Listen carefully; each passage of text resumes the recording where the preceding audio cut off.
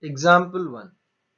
Determine the maximum acceleration of the train in which a box lying on its floor will remain stationary given that the coefficient of static friction between the box and the floor of the train is 0.15.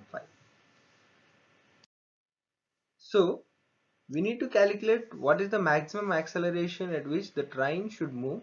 By that, the box in the train will remain stationary with respect to the train. So if I take the coaches of train, consider like this. The train is moving in this direction. Consider there is a box of mass m which is at rest, and what maximum acceleration the train has to move. By that, the box also will be appears to be at rest. So coefficient of friction is given between the box and the surface of the train, which is 0.15. In this case, the box is moving along with the train just because of the frictional force. So in this case, friction is supporting its motion. Therefore, frictional force is causing the box to move along with the train. Therefore, friction force is equal to mass times acceleration.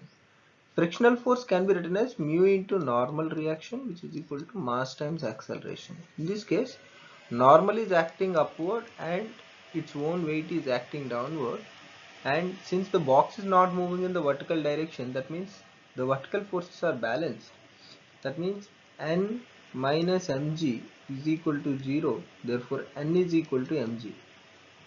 So we can write N as mg. Therefore, what we get?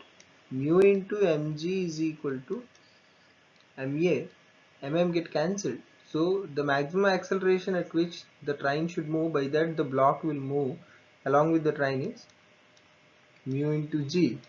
Mu is 0.15 into 10, which is equal to 1.5 meter per second square. So this is the maximum acceleration at which the train should move. By that, the block always appears to be at rest with respect to the surface of the train.